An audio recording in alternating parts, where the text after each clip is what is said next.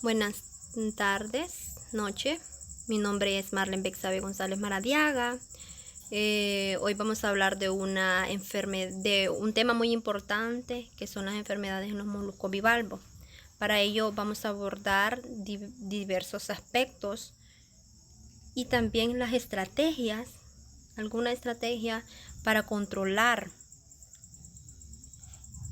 Entre ellas, los temas que vamos a abordar son las enfermedades bacterianas, la enfermedad del anillo de marrón, cuáles son los síntomas, los signos, marteliosis en moluscos, enfermedades causadas por parásitos del grupo Haplosporidia, también enfermedades en moluscos bivalvos que son interés comercial por metazoos. Vamos a hablar también de las estrategias, como les dije, estrategias de lucha frente a enfermedades de moluscos bivalvos. Como primero vamos a hablar de las enfermedades bacterianas. Tenemos en primer punto a la vibriosis. Ustedes saben que el género Vibrio incluye a muchos principales patógenos, tanto como a los peces y crustáceos. Entonces, el historial de esta relación con los problemas del cultivo comienza con la descripción de la enfermedad, que fue observada por Willard en el año de 1959, que él observó una especie que es M. mercenaria causada por la inoculación de 10 ml de un aislado contenido, y él demostró que los signos que se observaban eran la distensión y el desprendimiento del velo, y tenía mortalidades por encima del 70%. Los signos y síntomas de esta enfermedad, los primeros síntomas y signos se manifiestan a las 4 o 5 horas, con reducción de la movilidad y tendencia a permanecer quiescentes con el velo extendido. También la distensión y el desprendimiento del velo. La aparición de estrías en el cuerpo, para terminar con mortalidades por encima del 70%. Como pueden ver la imagen, así se presenta la manifestación en estadios larvarios de este vibrio. Y la vibriosis ocasionó necrosis basilar causada por esta bacteria, vibrios aljonolíticos, vibrios SP y vibrio tubiaceae. La necrosis basilar se denomina así porque es para denominar a la enfermedad cuando los síntomas empezaron de 4 a 5 horas. Esta no se establece en la ruta de infección, pero apunta a que las pocas larvas malformadas son las últimas en mostrar signos de esta enfermedad y también son las que más sobreviven. Vamos a seguir viendo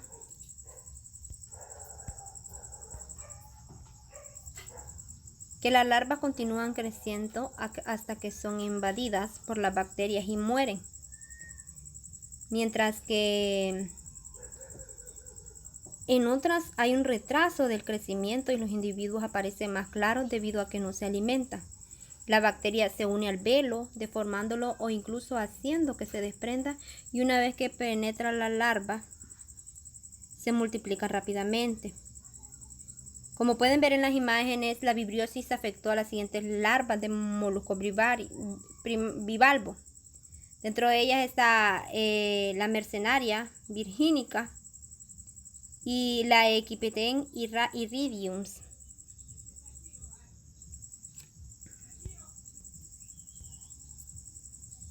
Las especies patógenas de bivalvos, vamos a ver, son 3 tipos de especies. Estas especies son consideradas las más patógenas, y dentro de ellas tenemos la Vibrio pectenicida, que tiene la capacidad para matar hemocitos. Es capaz de inferir con otras células fagocíticas de la glándula digestiva y allí, mediante endotoxinas, conseguir una disrupción de los sistemas de defensa y digestivo de las larvas. Tanto parece tratarse de un mecanismo combinado invasivo y por toxina. Esta patogenidad puede estar relacionada con la actuación. O sea, el modo de acción de estas toxinas puede estar relacionado con la actuación sobre algún paso del metabolismo, del estallido respiratorio, o también con una actividad citocitóxica suficiente intensa como para provocar la muerte del hematocito. Como segunda tenemos la Vibrio nectunius. Esta especie de Vibrio nectunius se crea para englobar una serie de aislados que son dominantes en la microbiota asociada a un sistema de cultivo del rotífero, en recirculación junto con otros procedentes del digestivo de larvas de rodaballo.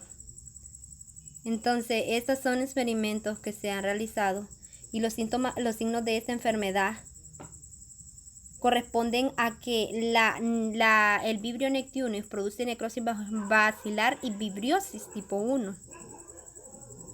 Entonces, este comienza con una reducción de la movilidad. Las larvas dejan de nadar y lo hacen siguiendo patrones anormales del círculo.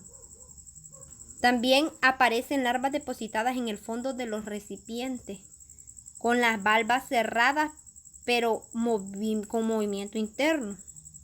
Como pueden ver el apartado de la imagen, la figura 1, se presenta signos de enfermedad en larvas infectados experimentalmente. Swarming bacteriano alrededor de las larvas. La flecha, como ustedes pueden ver, señala los acúmulos de células bacterianas.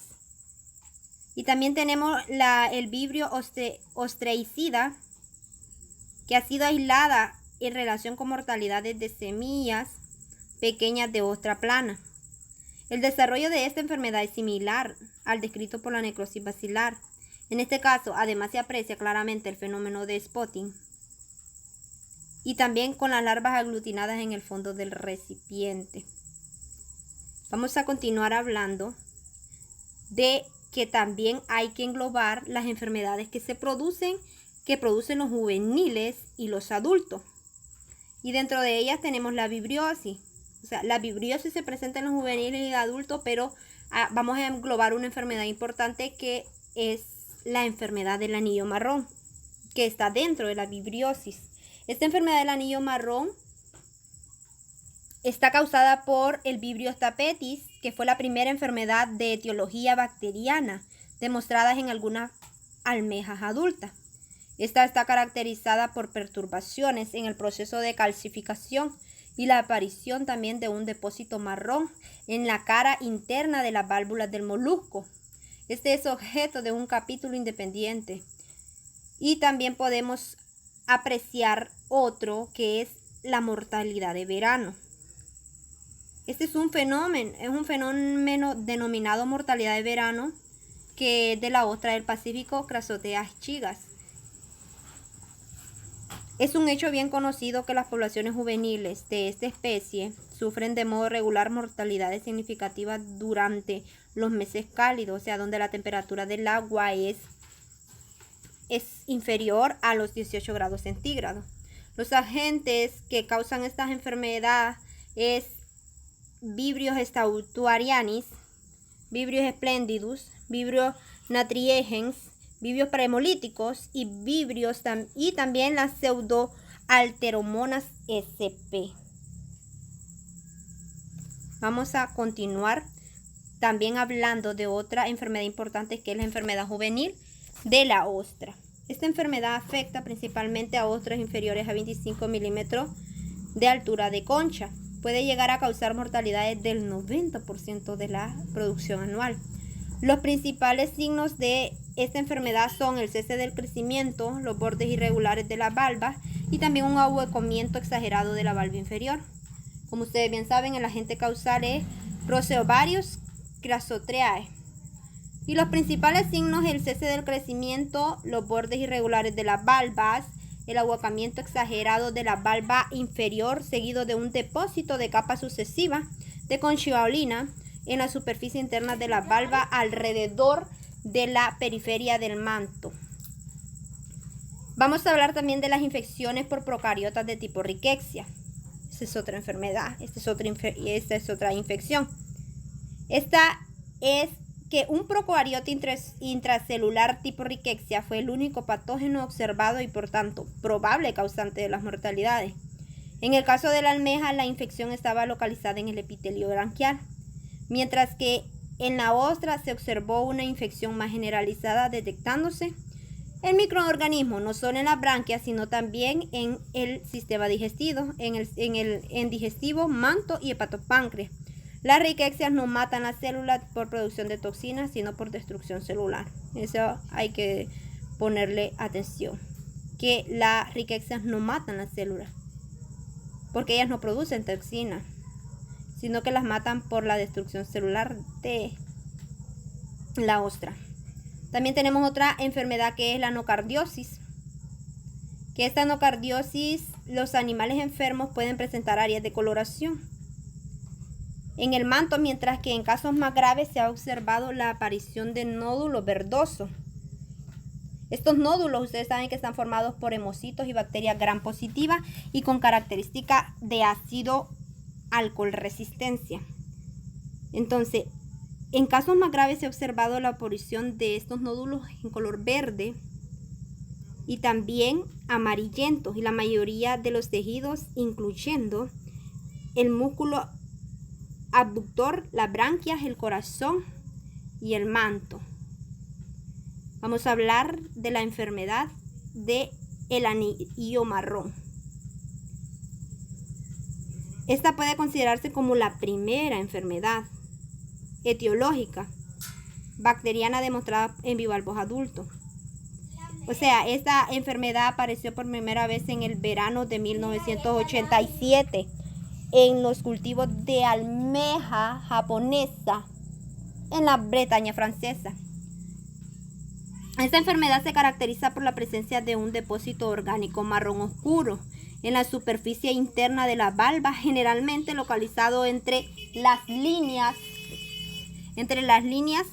paleal y el borde de la concha, y frecuentemente invade por completo el seno paleal. Los síntomas de la enfermedad del anillo marrón son la formación de un depósito anormal de conchiolina sintetizado por el borde del manto, no sujeto a procesos de calcificación. Las almejas afectadas presentan deformaciones en las conchas, lo que produce su crecimiento. Y también alteraciones en los procesos de biomineralización asociados a los efectos tóxicos presentes en el medio ambiente. Como pueden apreciar la imagen, esta es una concha de Ruditapes philippinarum afectado por la enfermedad del anillo marrón. En las flechas ustedes pueden apreciar de que estas afectan la valva. Hay un depósito color marrón y oscuro, que este es característico, que se sitúa entre la zona paleal y el borde de la concha. La descripción macroscópica es que estas se observan conjuntamente en ejemplares de R. philippinarum afectados por epizootia. La formación de un depósito orgánico no mineralizado sobre la superficie interna de la concha y el recubrimiento del depósito de las cepas calcificadas de neoformación similares al material que constituye el estrato homogéneo o concha interna. Ustedes pueden observar la imagen que aparecen detalles de depósitos orgánicos en las conchas. Eso es en color marrón, por eso la enfermedad dice la enfermedad marrón. Los ejemplares de philippinarum afectados por la enfermedad del anillo marrón, que es una película orgánica adherida al borde interno de la concha. Vamos a hablar de otra enfermedad importante, que es la Perkinsosis en moluscos. Esta enfermedad está causada por parásitos del género Perkinsus. Se detectó por primera vez en el ámbito de investigaciones iniciadas en 1946 para determinar la causa de mortandades masivas de la ostra Grassotera virginica en la costa de Luisiana de Estados Unidos. Los síntomas y los signos que están presentes es la lisis de los tejidos, el bloqueo de algunos mecanismos de defensa y la reducción de la tasa de ingestión. Las células fagocíticas del parásito en su mayoría no son destruidas, sino que se desarrollan y pueden destruir el hematocito. La característica morfológica de esta enfermedad es que el estado característico se denomina trofozoito. Varía en función de la especie y el tamaño, o sea, se sitúa entre 5 y 15 unidades microscópicas, y en algunas de ellas es frecuente la presencia de una inclusión. La proliferación de este parásito supone que los trofozoitos se multiplican por divisiones binarias, o sea, de forma que las células hijas resultantes permanecen juntas durante un tiempo, dispuestos en forma de roseta rodeada por la pared original de la célula madre hasta que finalmente se independizan. Vamos a hablar de la marteliosis en moluscos. Esta es otra enfermedad importante y dentro de este género se encuentra se encuentra la especie Martelia refringens, que es la causante de la enfermedad de los Avers, que ha causado importantes mortalidades desde su descubrimiento en 1968 en Ostrea edulis, en Europa. Además, el mismo género de Martelia ha afectado a la ostra plana, otro tipo de ostra, y Ostrea edulis, y los mejillones también los ha afectado, Matilus gallapobrincialis y Matilus edulis. Los signos y síntomas frecuentes de esta enfermedad son que presentan lesiones focales, reducción de crecimiento, merma de la calidad de la ostra, afecta el sistema digestivo, que parece que el mismo parásito alterna diferentes tipos de diana según la especie a la que parasita. Aparece también una masa visceral decolorada de tono amarillo claro, como ustedes pueden ver en la imagen. Y este parásito progresa a expensas de las células epiteliales del sistema digestivo del hospedador, limitando la actividad metabólica de este y perturbando sus funciones digestivas, porque asimismo produce obturación mecánica a nivel de los tóbulos hepatopancreáticos. Otra enfermedad es las enfermedades causadas por parásitos del grupo Haplosporidia. Los haplosporidios son los que constituyen un pequeño grupo de endoparásitos histozoicos y celozoicos que forman esporas y infectan mayoritariamente a los invertebrados marinos. De las 40 especies descritas están 17 que infectan los moluscos bivalvos, siendo 3 de ellas las que son más importantes en la acuacultura, que es la Bonamia austrae, Bonamia exitiosa y Haplosporidium nelsoni, que son los causantes de la enfermedad de declaración obligatoria por la Organización Mundial de la Sanidad Animal. Dentro de los haplosporidios se reconocen 3 géneros como válidos: los Urosporidium, Minchinia y Haplosporidium, que estos se caracterizan básicamente por presentar 2 estadios en su ciclo de vida: un estadio de plasmodio y un estadio de resistencia como espora. Los signos y síntomas que presenta esta enfermedad son la formación de hendiduras en el borde de láminas branquiales. Algunas veces la infección va acompañada por decoloración amarillenta y amplias lesiones en el tejido conjuntivo de branquias, mantos y glándula digestiva. También la destrucción de los hemocitos y la intensa infiltración hemocitaria de los órganos afectados, lo que ocasiona una destrucción en la arquitectura normal de tejidos y órganos y su consecuente disfunción. La necrosis tanto de las células hospedadoras como también de las células parasitarias. Y en las ostras es más fuertemente infectada porque se ha descrito retracción en el manto. Y las ostras también son típicamente más delgadas. La ostra que está infectada es propensa a tener un adelgazamiento y la acuosa de la glándula digestiva se vuelva pálida. Los métodos de diagnóstico de esta enfermedad solo se pueden determinar mediante histopatología. Sin embargo, presenta algunas limitaciones. ¿Por qué? Porque el diagnóstico de bionamiosis, para ese se deben utilizar otras técnicas de microscopía óptica más rápidas y que sean más baratas, basadas en el examen de frotis o improntas de diferentes órganos, así como del examen citológico de muestras de hemolinfa, siendo mayor la sensibilidad con el examen de frotis de corazón o hemolinfa que con los cortes histológicos, ustedes comprenderán. Y también vamos a presentar la otra enfermedad, que es importante también, que son las enfermedades de moluscos bivalvos de interés comercial causadas por metazoos, que dentro de estos organismos que cavan las valvas se encuentran los poríferos de la familia Clionidae, los poliquetos, principalmente de la familia Espionidae, y algunas especies de bivalvos, contándose los 2 primeros grupos entre los más perjudiciales para la acuacultura debido a su diversa abundancia y su ubicuidad, o sea, donde están mayormente ubicados. Tenemos varios grupos y vamos a hablar de las esponjas. Estas esponjas, el orden es Hadromérida, se encuentran mayormente en la familia Clonidae. Esta familia aloja a los géneros Pione, Bolsai, Clionopsis, Cliona, Cliotosa, Tosa, Pesiospongia y Cervicornia. Estas Clionidae perforan distintos sustratos calcáreos, incluyendo las valvas de los bivalvos, y obtienen sus nutrientes del agua al igual que el resto de los organismos filtradores. Como pueden ver la imagen, ahí se presenta la ostra que con pequeñas protuberancias que son pequeños agujeros, que es lo que hace la esponja, y también el periostrarco formando hoyos circulares de 1 o 4 milímetros de diámetro en la superficie dependiendo de la especie involucrada, y excavan una red de cámaras o galería interconectada dentro de la valva.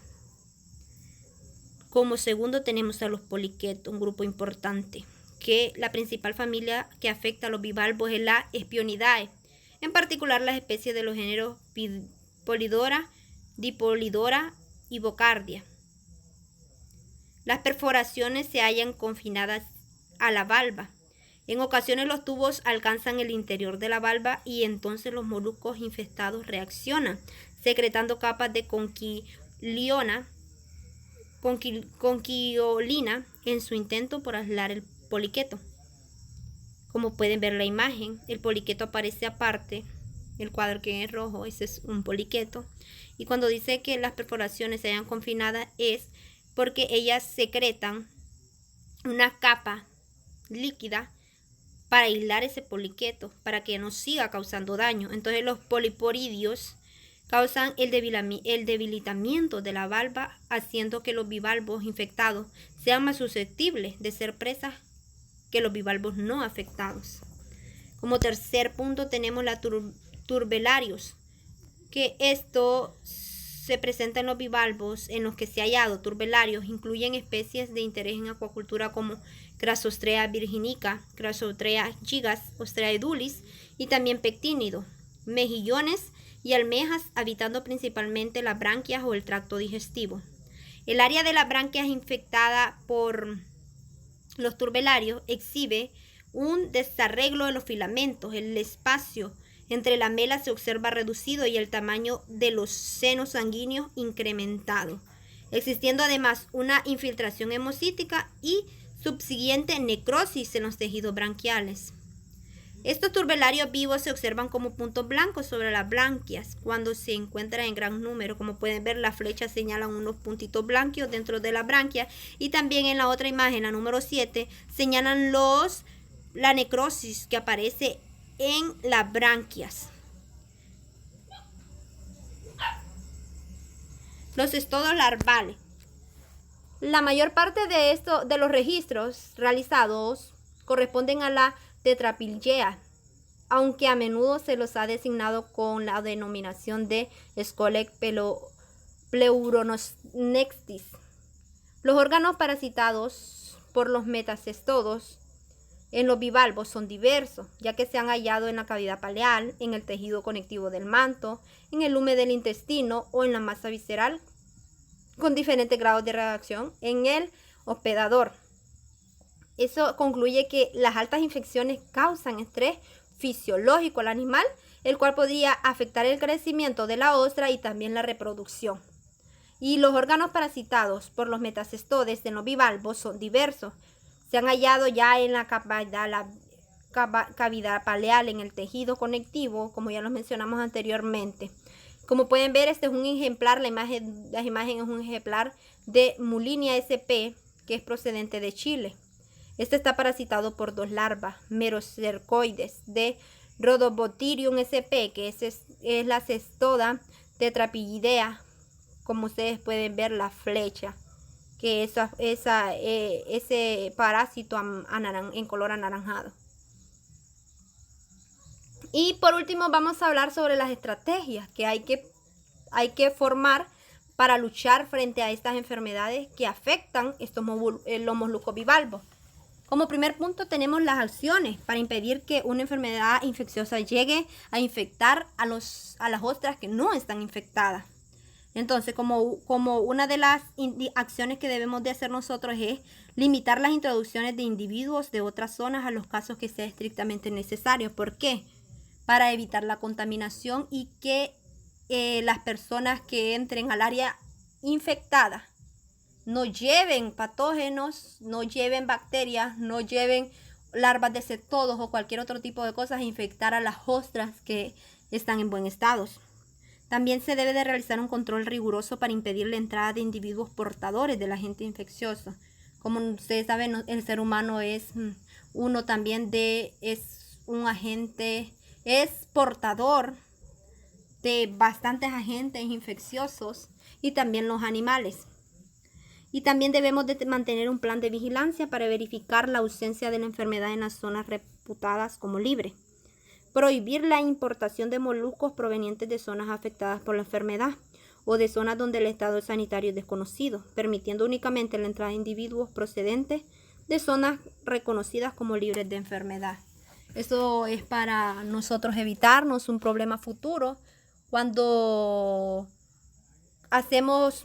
se pueden hacer pedidos en zonas que no reconocemos el estado de calidad o la sanidad que tienen, si las ostras que producen están libres de esos patógenos o de otras enfermedades que en general pueden causarnos pérdidas, y pérdidas también económicas y pérdidas también productivas. Y nunca se debe permitir la inmersión de una partida o lote de moluscos sobre los que no se tenga suficientes garantías zoosanitarias. Importante eso. Las acciones para minimizar los efectos de una enfermedad, aún en presencia del agente infeccioso, son dos. Como primer punto tenemos los cambios en los procedimientos de sección y cultivo. Esto se hace para evitar nosotros seguir produciendo animales infectados o para tener un mayor control de lo que nosotros estamos cultivando, y también el aumento de la tolerancia. Someter a las ostras a niveles de tolerancia para que estas al tener tolerancias puedan desarrollar inmunidad frente a algunas enfermedades. Como otro punto tenemos medidas terapéuticas, o sea, terapias que sirven también para controlar algunas enfermedades, que dentro de ellas está que el utilizar productos como cicloheximida y bacitracina se ha mostrado eficaces en la reducción de los niveles de infección en ostras vivas, sin matar al hospedador. Aunque la infección no se elimina completamente, otros productos inhiben la proliferación o matan células de Perkinsus sp in vitro. También el método del baño, ya sea con agua dulce o con agua caliente o en una suspensión de hidróxido de calcio de agua dulce, es una demostración eficaz para disminuir la intensidad de infestación por gusanos poliquetos, que son perforadores de la ostra giga. Y por último, para finalizar, tenemos la erradicación de enfermedades, que en la práctica, cuando una enfermedad transmisible afecta a los moluscos, se ha establecido en el medio natural durante un periodo prolongado, es muy difícil conseguir su erradicación y de hecho no hay precedente de éxito. Por ello también es importante nosotros reaccionar rápidamente cuando una enfermedad trascendente se detecta en un lote aislado de moluscos o en un área que previamente se considera libre, retirando todos los individuos del lote lo antes posible para evitar que el patógeno pueda acantonarse en el medio o pueda reproducirse o nosotros podamos ser medios para transmitir ese patógeno a los lotes o a las producciones de ostras. Bueno, eso ha sido todo. Muchas gracias por su atención.